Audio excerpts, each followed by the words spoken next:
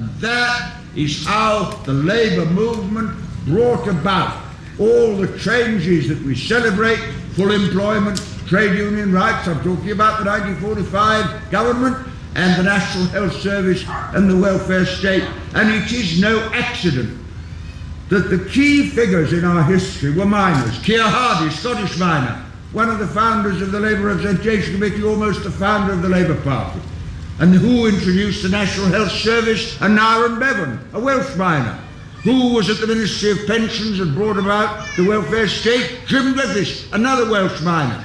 And that is what we achieved. Now, I mention all this history because, you know, it explains what the miners' strike was about. We don't always know our history, but by God, Mrs. Thatcher knew what I have just said to you. And she was absolutely determined to not just to destroy the miners and the Labour Party, but also to destroy what democracy itself had achieved. And don't think that this was an accident. She knew quite well what she was doing. I think one of the great tragedies, strangely, about the Labour movement is that Mrs. Thatcher understood the class struggle better than we did. She knew exactly what she was doing. And so she turned on the miners, built up the stocks of coal for the summer, closed Corton Wood in order to trigger it, because Corton Wood had been given a long life promise, and then treated the miners as if they were criminals, and we had a civil war launched by the British establishment led by Thatcher to destroy not just the miners, but the welfare state, privatise everything, and destroy democracy itself.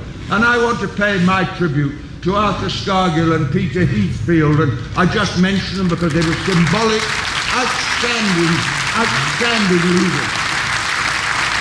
And I don't think anybody who hasn't been through that can really understand. When they turn on you, they become assassins, accuse the miners' leaders of using miners' funds to pay off their mortgage.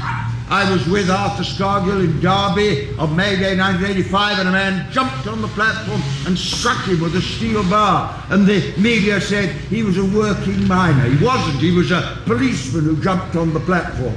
At Orgreaves, they said that the miners started a riot. It wasn't true. And those leaders carried a responsibility for their members, for which we should be eternally grateful. And the communities gave support.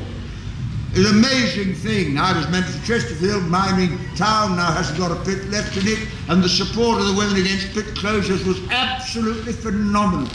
And they kept the men going throughout that period. And they inspired other people too. I mean, it was the women against pit closures who inspired the women in the waterfront in Liverpool at the time of the dock strike. And just before I left Chesterfield, Jimmy Nolan came from Liverpool, and he came to Labour Club, and he said something I've never forgotten. He said, "Comrades, what's the difference between a terrorist and a Liverpool woman?" And we were shaking in our bloody shoes. And he said, "You can negotiate with a terrorist." And that was really the spirit of the women's support group. Absolutely phenomenal support. And all the communities as well. And I remember, others will remember, at Christmas 1985, the French sent over presents for all the children of the mining community. Now that's the real Europe, the Europe of working class solidarity. I put it quite simply. We've got to do it all over again.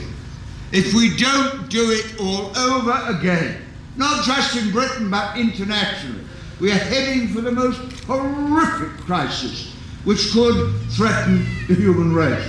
Because democracy didn't just stop in Parliament and all that after the war. What did we try and do? We tried to build up a system of international law.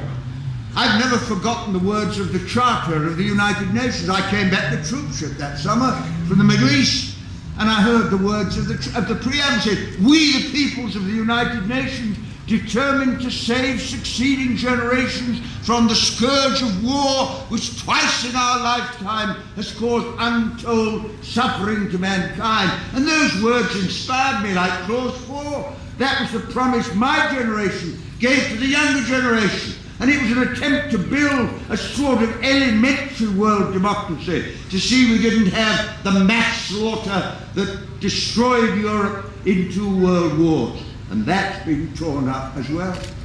That war in Iraq involved tearing up the Charter and going into an imperialist war. And it's interesting, you know, just as the miners' strike was about coal, the war in Iraq is also about energy. It's about oil. And if we don't find a way of getting democratic control of the resources of the world, we are in deep trouble. Now, in a minute, I'm going to unveil a bust, I believe, to Mick McGarkey. I love Mick McGarkey. He was a lovely guy, brilliant leader. And he once said something to me I've never forgotten. He said, "I'm not afraid of weapons, Tony." He said, "I'm afraid of the people who want to use them." And he put his finger on it. Because UNESCO, the charter of one of another UN charter, begins with the words, "Wars begin in the minds of men." And it is in the minds of men that the defences of peace must be constructed. And that is what this gala does. You see, it brings us together to share our experiences so we can see a way forward. And I was in New York March 20th. For the peace demonstration. 100,000 people in New York, all the trade unions there, banners not just about Iraq, about Venezuela, about Afghanistan, about Haiti. And you know, there's a tremendous socialist tradition in the United States as well. And it may be there'll be a regime change in Washington this October or November, and by God, if there is, I think it'll be the greatest achievement that ever could be imagined. And you see, this is the problem we're in. Just as in 1832, when only 2% of the population had the vote, and there was no democracy, no trade union, we turned it from that into what we had. Wasn't perfect, it was the best thing we ever had. And we've got to do it again on a global scale.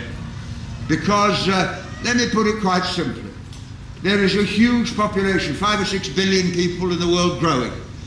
The reserves, the natural resources of the world are shrinking. And if I may say to Joe Marino, as a baker, let me give an example. We're like men in a lifeboat with 1 loaf of bread. And there are only 3 ways of distributing a loaf of bread.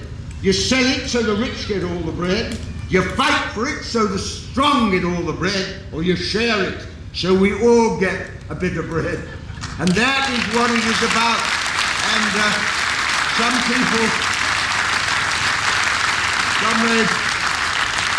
some people move to the right as they get older.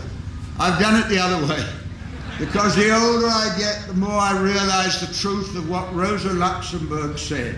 The choice for the human race is socialism or barbarism. And that is what this gala is all about. Thank you very much indeed.